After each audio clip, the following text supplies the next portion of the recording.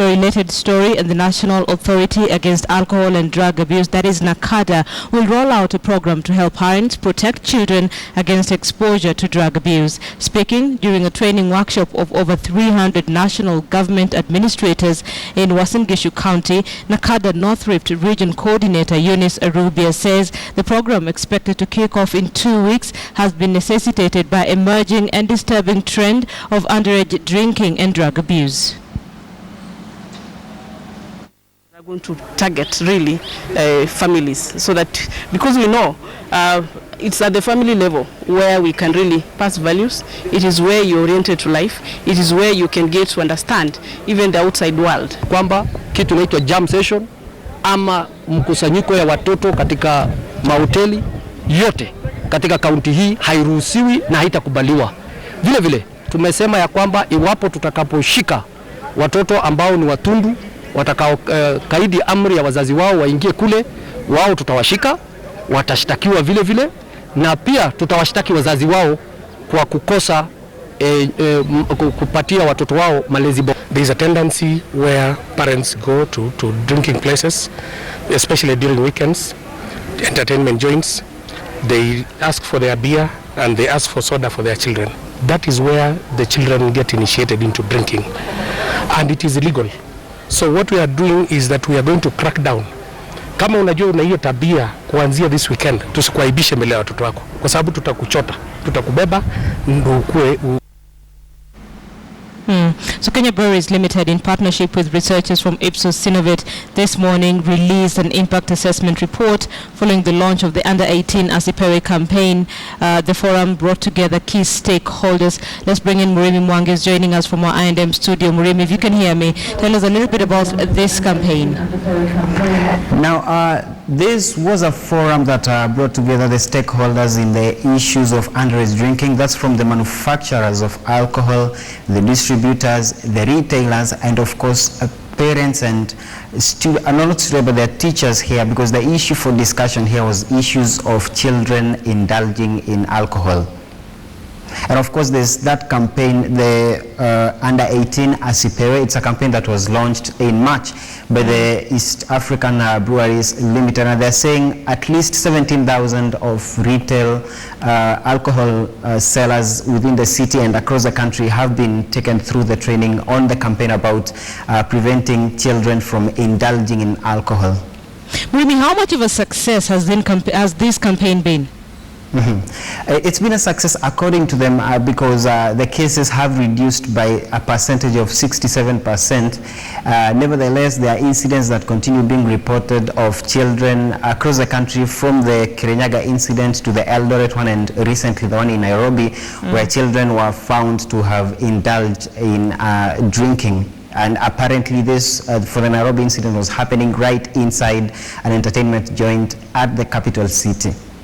All right, Murimi, you've looked at the figures, you've looked at the report. When you're looking at underage drinking, where do they seem to point a finger? At what age group? Is there a specific gender probably that indulges in alcohol?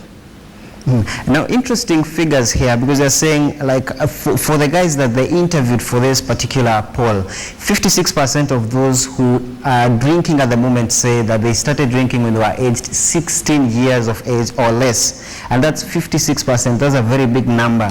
And of course, they're saying majority of those that are drinking are in secondary schools. Of course, the trend is that from Form 1 going upwards to Form 4, as the students progress in their education, that's the more alcohol they seem to take. But of course, they're saying that most of the cases that have been reported are those of students in day schools, for secondary schools, but as well in boarding schools. And now that's where the fingers are being pointed to the teachers as well as the parents here.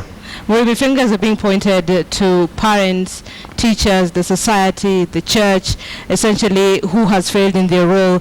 Looking at that report and listening in to some of the speakers this morning, who has failed in their duty to raise children in an acceptable way?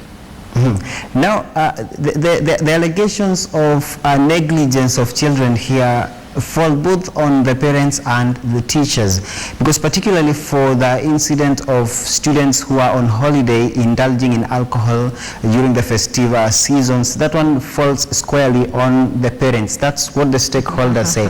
But for incidents of children in school and at the time when they go for outings and then you find them taking alcohol, then the blame, they're saying, squarely lies on the teachers and the administration in the schools. But particularly if I was to focus a little bit on the students in day schools, there are incidents where they say that this is a special case because for a section of time, these kids will be under the care of their parents at home. But as soon as they set off for school from their homes, then they are no longer under the keen watch of their parents. They can pop into an entertainment joint and at the same time indulge in alcohol. Same case applies as they leave the schools in the evening on their way home. Some of these cases are being reported as at that time. Okay, finally, Murimi, before I let you go, I know this is a campaign that seeks to ensure that children do not have access to alcohol, but then let's focus on the children who are now probably addicts. Are there plans to sort of rehabilitate them? Now, what they're saying is that what they started today was a consultative meeting, bringing together the stakeholders from the various departments as far as this issue is concerned. Then from here, the teachers who participated in the forum will, of course, be expected to channel the same knowledge that they gained here through the counseling departments in the schools. Then from the counseling departments, we have the peer groups of the students and pupils getting to discuss this issue because they're saying it's critical because we are having more cases of students and pupils engaging in underage drinking. Murimi, here's what's eating up my mind, because every time you hear stories of children who are indulging in alcohol, they do that in bars, they do that in clubs. What are the bar owners saying? Because we had the story recently from Eldoret, and then just the other day we had one from Nairobi. What are the bar owners saying? Because ultimately, the buck stops with them, so to speak.